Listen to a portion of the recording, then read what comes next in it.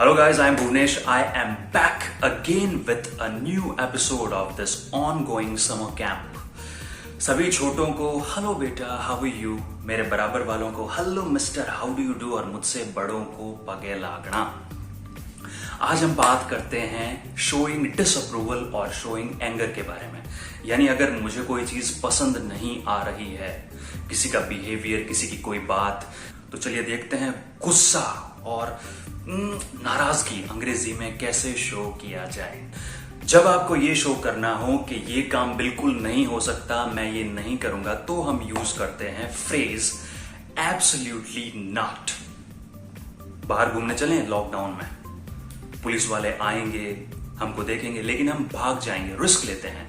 तो आपको अगर ये बात पसंद ना आए तो आप तुरंत कह सकते हैं डियर फ्रेंड एब्सोल्युटली नॉट।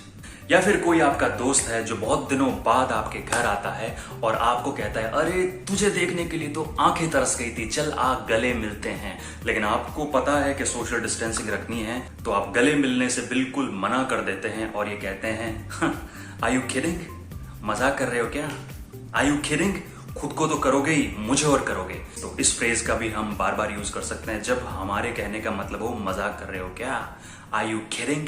और फिर आती है कोई ऐसी बात जिससे आप स्ट्रांगली डिसएग्री करते हो, स्ट्रांगली उसको डिसअप्रूव करते हो।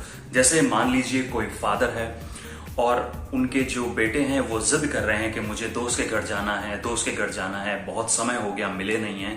तो फादर कोरोना की प्रेजेंट कंडीशंस को ध्यान में रखते हुए कह सकते हैं कि तुम्हें नहीं जाना, you are not allowed to go, end of the story. End of the story, end of the story का मतलब है बात यहां पर खत्म हो जाती है।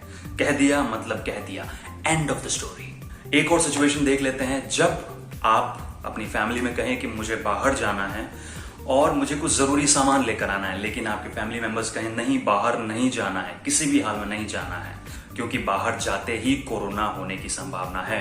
तो आप उनको अच्छा सा आंसर देते हैं और ये कहते हैं कि अगर प्रिकॉशंस रखे जाएं, सोशल डिस्टेंसिंग रखी जाए और अगर सैनिटाइजर का यूज किया जाए जाते वक्त आते वक्त, तो कोरोना नहीं होगा।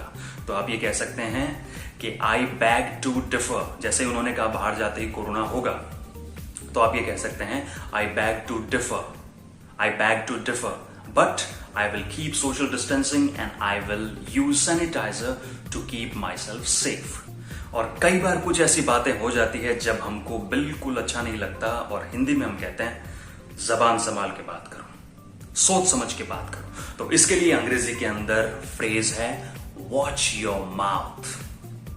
वॉच योर माउथ, क्या कह रहे हो पता लग रहा है क्या, वॉच योर माउथ। एक और फ्रेज है वो ले लेते हैं। मान लीजिए दो लोग बात कर रहे हैं कि यार कोरोना तो इतना फास्ट फैल रहा है, इतना तेज फैल रहा है, पता नहीं इंडिया इससे उबर पाएगा या नहीं। और आपने सुना और तुरंत ही आपने कहा आई beg your pardon, I beg your pardon. इतने सारे साइंटिस्ट हैं इंडिया के अंदर, बाहर के देशों के अंदर, सभी खोज कर रहे हैं और ऐसी न्यूज आ रही है कि जल्द ही इसकी वैक्सीन बनेगी। तो आप इतने नेगेटिव कैसे हो सकते हैं। So I beg your pardon but we will surely come out of this soon. कई बार ऐसा होता है कि सामने वाला किसी बात को लेकर गुस्सा हो जाता है, तो उसे ठंडा करने के लिए, उसे कूल डाउन करने के लिए हम कहते हैं, जैसे ही वो गुस्सा हुआ तो हमने कहा dude keep your shirt on, keep your shirt on, keep your shirt on. इसका मतलब है दिमाग ठंडा रखो, आराम से बात कर रहे हैं ना, कीप योर शर्ट ऑन। जैसे कोई आपका दोस्त है बार बार रुपए उधार मांगता है और इस बार भी आ गया और कह रहा है कि तू मुझे पैसे दे दे और जल्द से जल्द मैं तुझे पैसे लौटा दूंगा और वो पैसे भी लौटा दूंगा जो मैंने तुझसे पिछली बार लिए थे। तो आप कहते हो, हर बार आ जाते हो, इट मेक्स मी प्यूक। उल्टी आती है तुम्हारी बातें सुन सुन के, इट मेक्स मी प्यूक। तो चलिए मिलते हैं कल एक और नए एपिसोड के साथ में, एक और नए सब्जेक्ट के साथ में। But let me remind you, you must keep yourself hydrated.